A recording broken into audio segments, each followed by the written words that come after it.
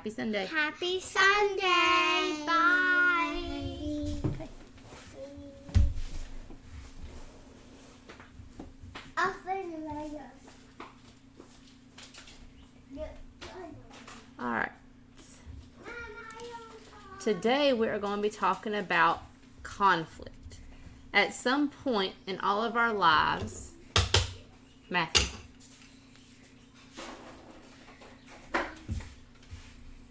Okay, sorry.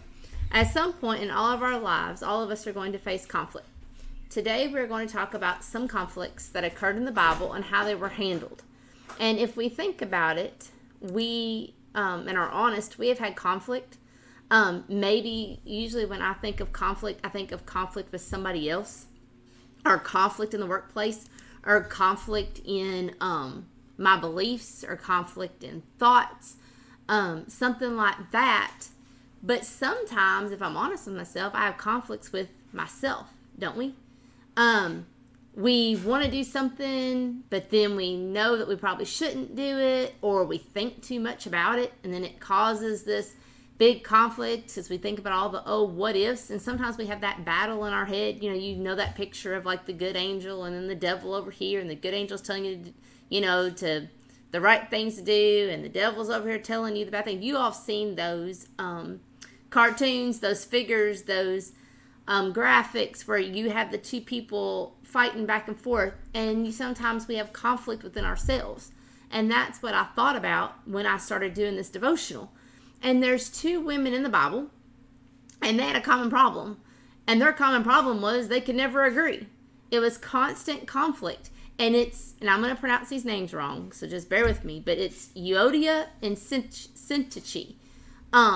They're two women. They never could agree. And this disagreement was so widely known, Paul heard about it while he was in prison. So we don't know what these women were arguing about. We don't know what the disagreement was, but it was never ending, and it was well known. They did not keep it a secret. So Paul wrote a letter telling these two women to put their differences aside and agree in the Lord. We do not know what they were disagreeing over, but some seem to think that it was due to the clash of personalities or just different perspectives. They just wouldn't part ways and agree to disagree. They just kept going at it. And no matter what it was, the whole point was they're not focusing on what God would want. And sometimes the simple solution to a conflict is, hey, what am I supposed to do? What does God want me to do as a Christian? What should Christians do? And you all have seen the bracelets. I know it's been several years ago now, but the WWJD, what would Jesus do? And it was a big thing several years ago. And you would stop and you would think. The whole point of that was stop and think. We're supposed to be like Jesus. What would Jesus do? And so kind of keep that in your mind as we talk about conflict today.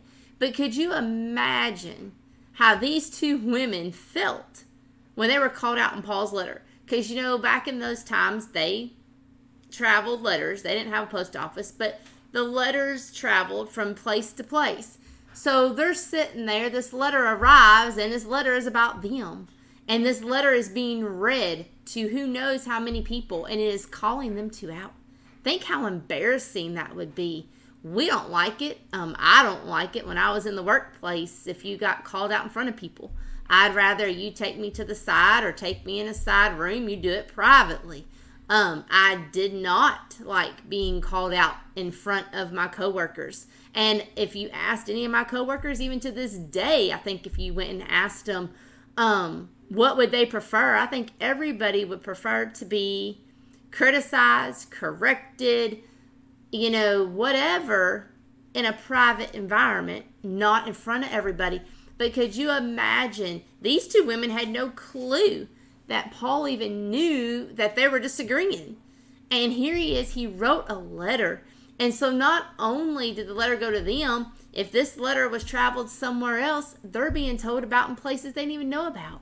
That's how big of a conflict these two people had. And that shows us what? The rippling effect. The rippling effect of a disagreement. When we have a disagreement, when we have an argument, are we causing a ripple effect? Do we realize when we have a conflict that it doesn't just affect us, it affects everyone around us? And this reminded me of a situation a few years back, and I don't even recall what the situation was now, but the point was brought up to me that if Matt and I disagree on something, and we let it fester and we let the conflict grow and grow and grow, we start arguing in front of our kids. Oh, it don't matter. It's just affecting Matt and I. Well, no. It's affecting our kids because our kids hear it, right? Oh, well, Paula, I don't have kids. Okay, so you're arguing with somebody in the workplace. Does it not affect your other coworkers? Because what happens? You leave mad, they leave mad, you're going to go talk about it, right? So now you've got more people involved. Well, then they go talk and they go talk. But bring it back to the family. So Matt and I are arguing. It affects Elizabeth. Elizabeth goes to church. Elizabeth tells somebody. Now they're involved. Austin goes and tells the grandparents, or goes and tells his aunts or uncles, or goes and tells his cousins. Doesn't that ripple effect start then? So here, this disagreement between Matt and I, did it just stay between Matt and I? No. It had its ripple effects. And in the heat of the moment, when you're thinking about it, it doesn't have to be a conflict. Just a regular conversation that you're having. You've got to be careful. And Matt and I are learning this because Elizabeth now knows how to spell, so we can no longer spell out things in our conversations. She figures out what we're saying. But if you don't want them to know something, you've got to make sure they're asleep, or you go outside while they're inside, or you make sure they're somewhere else when you have an important conversation, because they're going to hear it, especially if it's a major decision. If it's a life-changing decision, and it's not concrete yet, and it is going to affect them, you want to not cause that ripple effect. And that's exactly what these two women did. They caused a ripple effect and didn't even realize it. They had no clue how many people's lives they were affecting because of their constant disagreeing. Is that us? Have we created a ripple effect that we don't know about? We are called to live in peace and unity and make every effort to keep peace. And we are told this in 2 Corinthians 13, verse 11. Finally, brothers, rejoice, aim for restoration, comfort one another, agree with one another, live in peace, and the God of love and peace will be with you.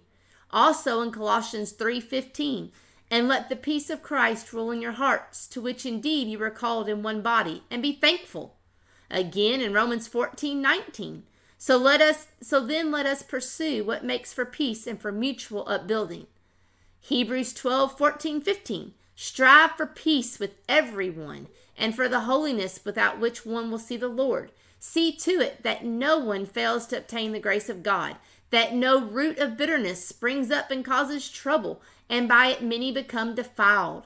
So there are 4 places we just read about that we need to have peace, be unified, keep peace. Don't disagree. So as Christians, we are to keep peace. I want to first talk about 3 approaches to conflict. There's more than one approach to a conflict when a conflict arises, and I think all of us will fall into one of these 3 approaches, and I don't think there's anything wrong. I'm not going to say if you are approach number 1 that you're worse than people who are approach number 2. I think it's just everybody's different. Just different ways people are thinking, and how some of this could cause problems to the conflict. And we're also going to tie it into the Bible. I have a biblical example of each of these approaches and how it didn't quite work out. And if it was handled a different way, then maybe there would have been a different result. So the first approach is called the Peekaboo Approach.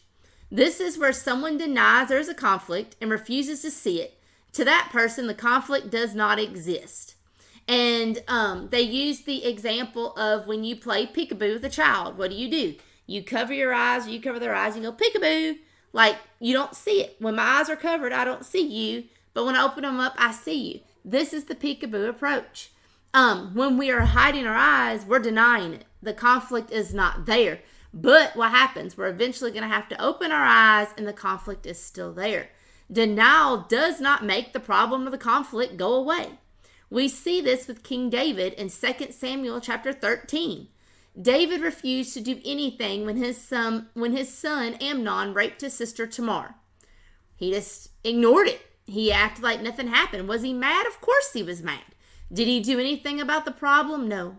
He did nothing. He ignored it. He pretended like nothing happened, and we find out later that just because he ignored it, what happens? We talked about the ripple effect. Absalom then took matters into his own hands, and what did he do? He ordered to have his brother killed, all because King David did not solve the conflict. He thought ignoring it would go away. When he ignored it, it eventually blew up. Now, this may have been avoided if David would have done something, but he didn't. So are we like David, and when there's a conflict, we just hope that it goes away? We just kind of hide it? We play peekaboo, like I don't see you, you don't see me? And we're just wishing it would go away, but meanwhile, it keeps festering, whether it's festering inside of us, festering inside other people, festering inside of our ripple effect that we have caused. And what happens? It's going to blow up, and someone else is going to get involved, and someone else is going to have to solve it for us, and that usually causes more problems than not. So that is the peekaboo approach. The second approach is the stampeding elephant approach. This is where you're just going to totally wipe out the other person. You have no consideration for their beliefs or their feelings. You find a solution to the problem just for the sake of finding a solution. You want it over. And you don't listen to what the problem really is. You're just gonna run right over them. It doesn't matter. This is how Simeon and Levi handled conflict when Prince Shechem raped their sister Dinah. Again, we have another rape situation. They secretly asked for every male to be circumcised. Then they caught the Shechemites off guard and killed every male in the city. And we find this in Genesis chapter 34. Now, was having every male circumcised an answer to this conflict? No, but what was it? It was a quick solution out of anger. They didn't consider people's beliefs. They didn't consider their feelings. They just wanted a quick solution. What better way to get all the males together and say, hey, all the males got to be circumcised? Hey, you're going to kill somebody. That's the easiest way to do it. Get everybody together. They have no clue what happened. They think they're coming to get circumcised, and they killed. These brothers just wanted revenge. Do we act this way when we have a conflict? We don't care what happens. We just want the other one person hurt so we can go on our way. Doesn't matter if the problem's resolved. It don't matter if it was right or wrong. We just want to hurt the other person. Lastly, it's the head-on approach. This approach is where you face the problem head on and you resolve it. You don't beat around the bush. You know what it is and you just face it head on. And we see this in Nehemiah chapter 4 because this is Nehemiah's approach of building the wall of Jerusalem. Even though he had opposition on his head, his approach resulted in the completion of the walls of Jerusalem. So he faced the opposition head on. He had a hard time. He had bad days, but he hit it head on. He didn't beat around the bush, and he got the job done. I personally think out of all three of these approaches, this is the hardest one. It is very hard to see a problem. You know it's going to be hard to deal with. Either you're going to have people are going to make fun of you. People are going to stand in your way. People are going to taunt you. People are going to do all kinds of things to you. And you know that going into this. But yet you still choose to hit the conflict head on. You know what the problem is, but you're going to face it and you're going to move on. But with it being the hardest one, I also think that it's out of the three approaches, the only approach that gets a result quickly, the right result quickly. The conflict is resolved. Again, none of these three approaches are right or wrong. I think we all can fit into these groups. It's just how do we handle conflict? And more importantly, when we're handling it, are we handling it God's way? Are we doing what God wanted us to do?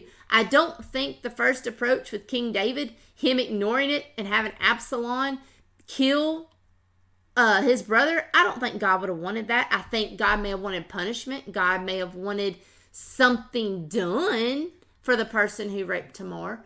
But I don't know if that was the right solution. On the second solution with Simeon and Levi, I don't think it was right to kill the males because one male raped their sister.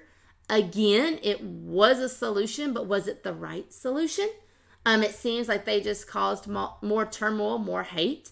Then with Nehemiah, he got the wall built. Nobody got hurt. He was, I want to say attacked, and I use that loosely, like people talking against him, people tormenting him, people getting in his way. His job was not easy, but he was the only one who got the wall built, even though he was facing conflict. And so probably we are one of those three approaches. We can all relate to one of those three approaches. Now we're going to talk really quickly about how we deal with the conflict we're facing. There are 5 ways we deal with the conflict. And again, all of us are going to fall into one of these 5 ways.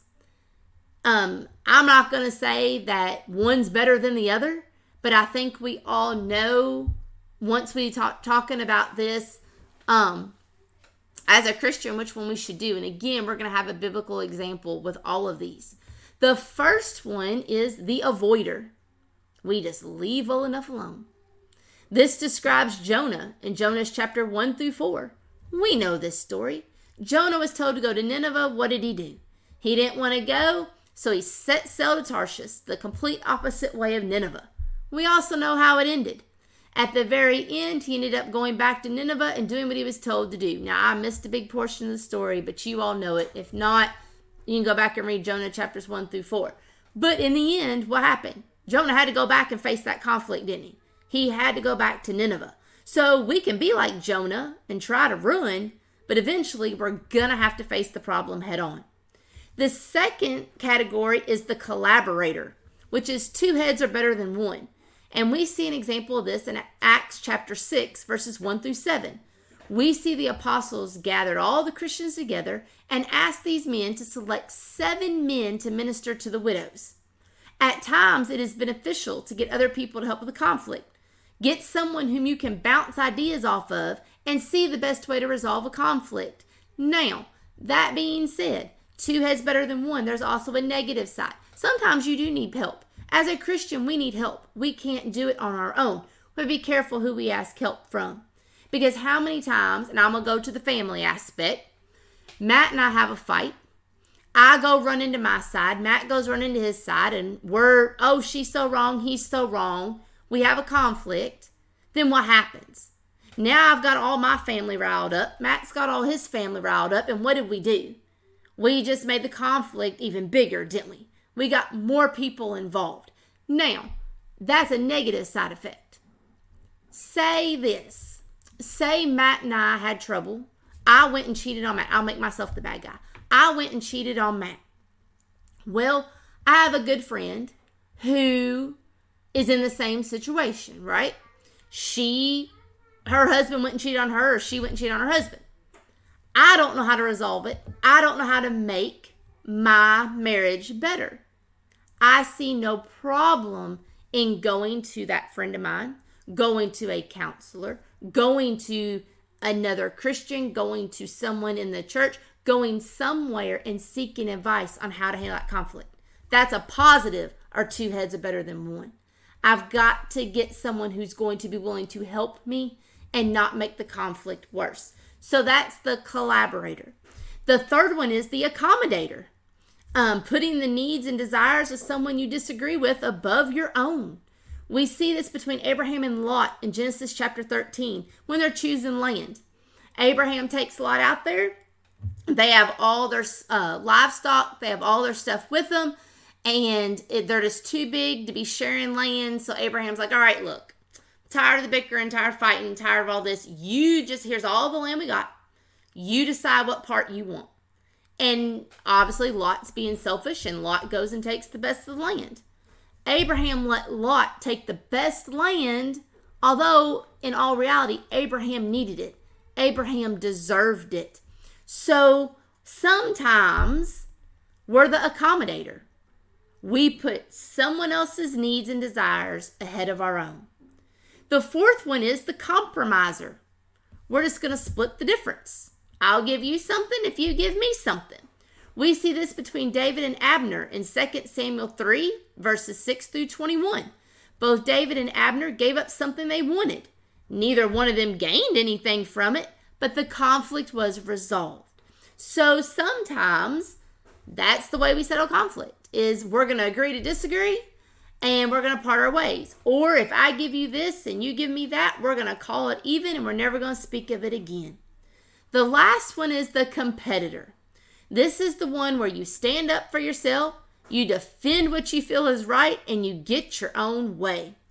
David was a competitor. In 1 Samuel 17, we see David went up against Goliath. He was a competitor. Yes, God was on his side and he defeated Goliath, but are we a competitor like David and only want our way? And if you remember this in 1 Samuel 17, when this is playing out, David wanted to go, and when the men went and saw David and saw how little he was and how small he was and young he was, they're like, we don't want you. We want somebody else. And what did David do? He didn't let them run all over him. He was a competitor. He stood up for himself and he said, I will go. I want to go. I can do this. I can beat him. I can fight him. And it took some back and forth going, but who won? David won. They finally wore down and said, okay, David, you can do it. And they're thinking in their mind, this ain't never going to work. Goliath's going to stomp all over David. We know the end. David killed Goliath. Yes, God's hand was in that, but David stood up for himself. He defended what he thought was right. He got his own way, and he won the conflict. So, out of all of these, I know those were really quick, but out of all the different types of conflict we talked about, which we talked about 3 different types of conflict and 5 different ways to resolve those conflicts. Out of all of that, are we being a Christian and striving for peace every day with one another? So here it is. I've spent 21 minutes talking about conflict. And we all have conflict. I talk about conflict in between ourselves, conflict in families, conflicts in church, conflicts in the workplace, just conflict everywhere. Maybe conflict with kids, conflict with whatever you want to fill in the blank with. The whole point is one thing. Are we being a Christian when we're approaching a conflict and when we're resolving a conflict? That's the whole point of this devotional. Are we being a Christian that God called us to be? Sooner or later, we're going to be involved in a conflict. We are. It's just life. You're going to be involved in a conflict. How are we going to deal with it? Are we going to deal with it in a Christian way that would make God proud and do it the way God wants us to handle conflicts? I hope you all have a great week, and I will see you all here next week. Thank you for listening.